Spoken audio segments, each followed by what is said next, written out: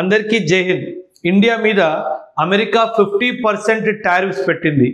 ఎందుకు పెట్టింది? మనందరికీ గుర్తు, రష్యా నుంచి ఆయిల్ ఇంపోర్ట్ చేస్తున్నందుకు మన మీద 50% టారిఫ్ విధించింది America. US president Donald Trump said that Prime Minister Narendra Modi told him that India will stop buying oil from Russia. తను ఏమంటున్నారంటే, ప్రధానమంత్రి మోదీ గారు నాకు స్వయంగా చెప్పారు, India will stop buying oil from Russia. ఇది నిజమేనా? ఫస్ట్ ఆఫ్ ఆల్ దీని వెనుక నిజాలేంటి, ఆధారాలేంటి, అండ్ ఇప్పుడు ప్రస్తుతం మనం ఆయిల్ ఎక్కడి నుంచి కొంటున్నాము, ఎంత కొంటున్నామో. రష్యా క్రూడ్ ఆయిల్ ఒక్కటే కాదు, ఎల్పిజి గ్యాస్, ఎల్ఎన్జి గ్యాస్, ఇంకా వేరే లూబ్రికెంట్ ఆయిల్స్ కూడా యూరోప్ యూనియన్కి, చైనాకి, టర్కీకి, మరెన్నో దేశాలకి అమ్ముతుంది. ఎందుకు ఈ అమెరికన్ ప్రెసిడెంట్ ఇండియానే ఆయిల్ పర్చేజ్ ఆపేయమని చెప్పి ఎందుకు ఇంత ప్రెషర్ క్రియేట్ చేస్తున్నారు? ఫస్ట్ ఆఫ్ ఆల్ మనం వీళ్ళ ప్రెషర్లో వచ్చి మన ఆయిల్ ఇంపోర్ట్ ఆపేయాలా? ఇది ఒక చాలా పెద్ద ప్రశ్న. ఫస్ట్ ఆఫ్ ఆల్ చూద్దాము, ఇండియా ఆయిల్ ఎక్కడి నుంచి కొంటుంది. ప్రస్తుతం చూసుకుంటే మనం రష్యా నుంచి 45%, ఇరాన్ నుంచి 18%, అంటే ఈ రెండు దేశాలు కలుపుకుంటే ఆల్మోస్ట్ 63% ఆఫ్ ది ఆయిల్ మనం ఈ రెండు దేశాల నుంచే కొనుక్కుంటున్నాం. ఆ తర్వాత చూస్తే 12% సౌదీ అరేబియా, 9% యుఏఈ, 6% అమెరికా నుంచి కూడా వస్తుంది. అండ్ వేరే చిన్న దేశాలు నైజీరియా నుంచి 3%, అంగోలా నుంచి 1%, అండ్ కువైట్ నుంచి కూడా 1% ఆయిల్ మనకు కావాల్సిన ఆయిల్లో ఈ పర్సంటేజ్లో మనము కొనుక్కుంటున్నాం. ఇప్పుడు మనం రష్యా నుంచి ఆపేస్తే ఈ 45% ఆయిల్ మనకి ఎవరు ఇవ్వాలి? ఈ మిగిలిన దేశాలు ఇవ్వాలా, లేదా మనం ఏదైనా కొత్త దేశం దగ్గరికి వెళ్తామా?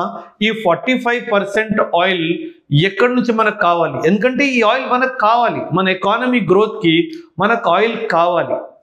ఈ స్టేట్మెంట్ ట్రంప్ ఇచ్చినప్పుడు మన ఇండియన్ ఎస్టాబ్లిష్మెంట్ దీనికి జవాబు ఏం చెప్పిందంటే, India ప్రయారిటైజెస్ it's consumer interest in oil and gas imports MA చెప్పింది. అంటే డైరెక్ట్గా తను చెప్పింది తప్పు అని చెప్పలేదు, తను చెప్పింది రైట్ అని చెప్పలేదు. మేము మాత్రము మా ప్రయారిటీస్ని ముందుంచుతాము ఆయిల్ కొనుక్కునే విషయంలో. ఇంకా మనం ముందుకెళ్తే ఒక చిన్న ఈక్వేషన్ మీకు చూపిస్తాను, చూడండి.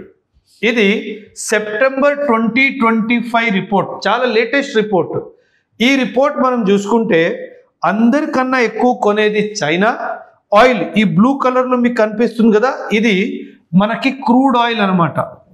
ఈ గ్రే కలర్స్లో మనకి కనిపించేది LNG and piped gas line. అంటే రష్యా నుంచి యూరోప్కి పైప్లో గ్యాస్ లైన్ వెళ్తుంది. మనం ఇక్కడ యూరోపియన్ యూనియన్ చూసుకుంటే యూరోప్ కూడా వెళ్తుంది గ్యాస్, టర్కీకి కూడా వెళ్తుంది, మ్యాక్సిమం చైనాకి కూడా వెళ్తుంది. ఇండియాకి ఎల్ఎన్జి కానీ పైప్డ్ గ్యాస్ కానీ రావట్లేదు. అమెరికా కేవలం క్రూడ్ ఆయిల్ గురించే మాట్లాడుతుంది కానీ గ్యాస్ ఎక్స్పోర్ట్స్ రష్యా నుంచి మాట్లాడలేదు. ఎందుకు ఇలా ఓన్లీ క్రూడ్ ఆయిల్ని పట్టుకొని ఎందుకు ఇండియానే టార్గెట్ చేస్తుంది అన్నది చాలా పెద్ద ప్రశ్న. ఇది ఇలా ఉండగా రష్యాకి ఎక్స్పోర్ట్ ద్వారా వచ్చే డబ్బు, దాని గురించి కూడా వివరంగా చెప్తాను చూడండి. మనము 2022 చూసుకుంటే ఇప్పుడు 2022 ఎందుకు ఇంపార్టెంట్ అంటే, ఫిబ్రవరి 2022లోనే ఈ రష్యా యుక్రెయిన్ యుద్ధం స్టార్ట్ అయింది. ఈ 2020 నుంచి 2025 వరకు పరిస్థితి ఇది. నేను చెప్తున్న amount million euros per day. ఒక రోజులో ఇన్ని మిలియన్ యూరోలు రష్యా తను ఎక్స్పోర్ట్ చేసే ఆయిల్ అండ్ గ్యాస్ నుంచి సంపాదిస్తుంది. మనం యావరేజ్గా ఒక లైన్ ఇలా గీసుకున్నా సరే, మనం చూస్తే కనుక యావరేజ్గా ఆల్మోస్ట్ 650 నుంచి 700 మిలియన్ యూరోస్ తిను పర్ డే రష్యా ఎక్స్పోర్ట్ చేసి సంపాదిస్తుంది. 650 మిలియన్ యూరోస్ పర్ డే ప్రతిరోజు. అండ్ ఇందులో మనం క్రూడ్ ఆయిల్ చూసుకుంటే hardly 250 million euros per day ఉంది. అండ్ ఇందులో కూడా మేజర్ షేర్ ఇండియాది కాదు, చైనాది. అండ్ చైనాతో పాటు ఇండియా, చైనా మనం చూసుకుంటే టర్కీ కూడా ఉంది. అండ్ యూరప్ కూడా ఆయిల్ కొనుక్కుంటుంది చూడండి.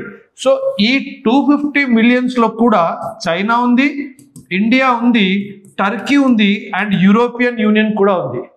ఈ అన్ని దేశాలు గ్యాస్ కొంటున్నాయి. 250 అంటే ఈ 700లో 250 తీసేస్తే ఇంకా 450 మిలియన్ యూరోస్ వీళ్ళు గ్యాస్ ద్వారానే అండ్ సీబార్న్ ఆయిల్ ఏదైతే టర్కీకి అండ్ చైనాకి అండ్ సమ్ పార్ట్ ఇండియాకి వస్తుందో దాంతో కూడా వీళ్ళు ఇంత డబ్బు సంపాదిస్తున్నారు. కానీ అమెరికా అవన్నీ వదిలేసి కేవలం క్రూడ్ ఆయిల్ ఇన్కమ్ ఒకటే పట్టుకొని ఇండియా మీద సాధించడానికి ప్రయత్నిస్తుంది. ఇదంతా పక్కన పెట్టండి. నా ఉద్దేశం ఏంటంటే, అమెరికా ఉద్దేశం ఏంటి? రష్యా యుక్రెయిన్ యుద్ధం ఆగిపోవాలి. రష్యా యుక్రెయిన్ ఈ యుద్ధం ఆగిపోవాలి. ఈ యుద్ధం ఆపడానికి ఆయిల్ ద్వారా వచ్చే డబ్బు ఒక్కటే ఆపేస్తే ఈ యుద్ధం ఆగిపోతుందా అన్నది నా ప్రశ్న. ఎందుకంటే ఈ ఆయిల్ ఒక్కటే కాదు, రష్యాకి మిలిటరీ ఎక్విప్మెంట్ ద్వారా వచ్చే ఇన్కమ్ కూడా చాలా ఎక్కువ ఉంది. మిలిటరీ ఇన్కమ్ ద్వారా వచ్చే ఇన్కమ్ కూడా చాలా ఎక్కువ ఉంది. యూరోపియన్ యూనియన్ కూడా ఆయిల్ కొనుక్కుంటుంది. And China maximum military equipment Russia నుంచి కూడా కొనుక్కుంటుంది. అండ్ ఎన్నో కమ్యూనిస్ట్ కంట్రీస్ రష్యా నుంచి కూడా మిలిటరీ ఎక్విప్మెంట్ కొనుక్కుంటాయి. ఇలా ఓన్లీ ఆయిల్ ఇన్కమ్ ఒకటే ఆపేస్తే ఈ యుద్ధం ఆగిపోతుందా? ఊరికే ఏదో యుద్ధం దీనివల్లే నడుస్తున్నట్టు అమెరికా మొత్తం ప్రపంచానికి చూపించడానికి ప్రయత్నిస్తుంది. అండ్ ఈ యుద్ధానికి కారణము మన భారతదేశం కూడా చెప్పడానికి ప్రయత్నిస్తుంది. మనందరికీ తెలుసు యూరోపియన్ యూనియన్ ఎలా ఈ రష్యా యుక్రెయిన్ వార్ని మోదీ వార్లో కూడా చూపించిందో. సో స్టాటిస్టిక్స్ చూసుకుంటే ఎక్కడో ఇది ఒక చిన్న అంశమే కదా. రష్యాకి డబ్బులు ఆయిల్ వేరే దేశాలకి పంపిస్తుంది, దాంతో డబ్బు వస్తుంది. యుద్ధాయుధాలకు సంబంధించిన వ్యాపారం నడుస్తుంది, దాంతో డబ్బు వస్తుంది. ఇదంతా వస్తున్నప్పుడు ఈ యుద్ధం ఎలా అవుతుంది? అండ్ ఎందుకు అమెరికా కేవలం ఈ అంశంతోనే యుద్ధం ఆపాలి అని ఎందుకు ప్రయత్నిస్తుంది? అమెరికా తన్ని తాను ఒక డెవలప్డ్ నేషన్, వరల్డ్లో సూపర్ పవర్ అంటుంది కదా. ఎందుకు ఆ సూపర్ పవర్ స్టేటస్ని వాడి ఈ యుద్ధాన్ని ఎందుకు ఆపలేకపోతుంది? అంటే ఈరోజు అమెరికన్ పొజిషన్ గ్లోబల్ స్టాండింగ్లో ఎంత దిగజారిపోయిందంటే, ఒక సూపర్ పవర్ కంట్రీ రష్యాకి యుద్ధం ఆపు అని చెప్తే ఆ రష్యా యుద్ధం ఆపట్లేదు అంటే అమెరికా అసలు దానికి రియాక్షన్ ఇవ్వలేకపోతుంది. అంటే కంప్లీట్ రెస్పాన్స్లో ఫెయిల్ అయిపోయింది. అంటే ఇన్ సమ్ వేస్ ఈ సూపర్ పవర్ స్టేటస్కి అసలు అమెరికా ఈ కంట్రీకి అర్హత ఉందా లేదా అన్నది చాలా మంది హిస్టారియన్స్, చాలా మంది ఎక్స్పర్ట్స్ దీన్ని ప్రశ్నించడం మొదలు పెట్టేశారు. ఎందుకంటే ఒకప్పుడు అమెరికా ఒక ఫోన్ చేస్తే పనులు అయిపోయేది. నేను మీకు ఒక మంచి ఉదాహరణ చెప్తాను.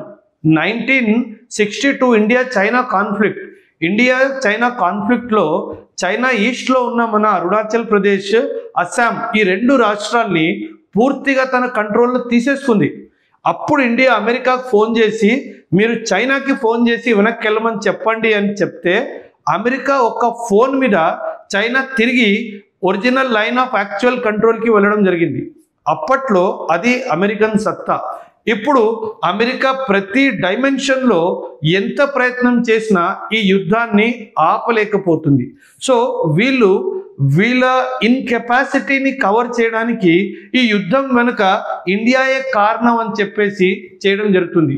అంతేకాదు వీళ్ళ మాటలు విని మనం రష్యా దగ్గర నుంచి ఆయిల్ ఇంపోర్ట్స్ తగ్గించుకుంటే మనకు ఆయిల్ ఎవరు అమ్ముతారు? ఆ ఆయిల్ మనకి ఎక్కడి నుంచి వస్తుంది? మీరు మ్యాప్ చూస్తే గనక ఇరాన్ కానీ సౌదీ అరేబియా కానీ ఈ రెండు వెస్ట్ ఏషియన్ కంట్రీస్. మనందరికీ తెలుసు ఇరాన్ ఓపెన్గా పాకిస్తాన్ని సపోర్ట్ చేస్తుంది. వాట్ ఎవర్ మనకి పాకిస్తాన్తో నడుస్తున్న ఇప్పుడు గొడవల్లో వీడు క్లియర్గా పాకిస్తాన్కి సపోర్ట్ చేస్తున్నా అంటున్నాడు. అండ్ ఈ సౌదీ అరేబియా వాడు పాకిస్తాన్తో రీసెంట్గా ఒక డిఫెన్స్ ప్యాక్ట్ కూడా చేసుకున్నాడు. మన శత్రువు అయిన పాకిస్తాన్తో వీళ్ళంతా క్లోజ్గా ఉన్నప్పుడు నేను వాళ్ళతో ఎందుకు ఆయిల్ కొనుక్కోవాలి, వాళ్ళకి ఎందుకు డబ్బులు ఇవ్వాలి? అదే డబ్బు వాళ్ళు మళ్ళీ పాకిస్తాన్ పంపించి పాకిస్తాన్ మన మీదకి దాడికి రావాలా? ఇదా వీళ్ళ ఉద్దేశము? సో ఖచ్చితంగా మనము, ఎందుకంటే వీళ్ళు కాకుండా ఎవరి దగ్గర అంతా ఆయిల్ కెపాసిటీ ప్రస్తుతం లేదు. మనము వీళ్ళ మీద డిపెండెన్సీ తగ్గడానికి ఇంకో విషయం ఏంటంటే, యుద్ధం జరుగుతున్నప్పుడు ఆయిల్ చాలా ఇంపార్టెంట్. మన ట్యాంక్స్ కానీ, మన గన్స్ కానీ, మన ఎయిర్ క్రాఫ్ట్స్ కానీ, ఇవన్నీ మన రైల్వేస్ కానీ, ఇండియన్ ఆర్మీ దగ్గర ఉన్న పెద్ద పెద్ద ట్రక్స్ కానీ ఇవన్నీ మూవ్ అవడానికి యుద్ధంలో ఆయిల్ చాలా ఇంపార్టెంట్ రోల్ ప్లే చేస్తుంది. మనం ఇలా సౌదీ అరేబియా అండ్ ఇరాన్ని నమ్ముకొని పాకిస్తాన్ మీద కానీ చైనా మీద కానీ యుద్ధానికి వెళ్తే వీళ్ళు ఆయిల్ సమయం ఉన్నప్పుడు ఆయిల్ సరఫరా మనకి సప్లై ఆపేస్తే మన పరిస్థితి ఏంటి? సో ఖచ్చితంగా అందుకే బహుశా మనము మన కన్జ్యూమర్ ఇంట్రెస్ట్, ఇందులో కన్జ్యూమర్ ఇంట్రెస్ట్ అంటే ఇండియన్ ఆర్మీ కూడా కన్జ్యూమర్ ఇక్కడ. సో అందుకే మన దేశం ఏమంటుందంటే, మన కన్జ్యూమర్ ఇంట్రెస్ట్ను బట్టి నేను నా నిర్ణయం తీసుకుంటాను, ఎటువంటి ప్రెషర్లో వచ్చి నేను నిర్ణయం తీసుకోనని చెప్పి చాలా ఖచ్చితంగా చెప్తుంది. సో ఇలా ఈ అంశంపై ఇది ఫ్యాక్ట్స్ అండ్ ఫిగర్స్ బేసిస్ మీద నా అభిప్రాయం. మీకు ఇంకేమైనా అభిప్రాయం ఉంటే ఖచ్చితంగా కమెంట్స్లో తెలియజేయండి. థ్యాంక్ యూ అండ్ జై హింద్.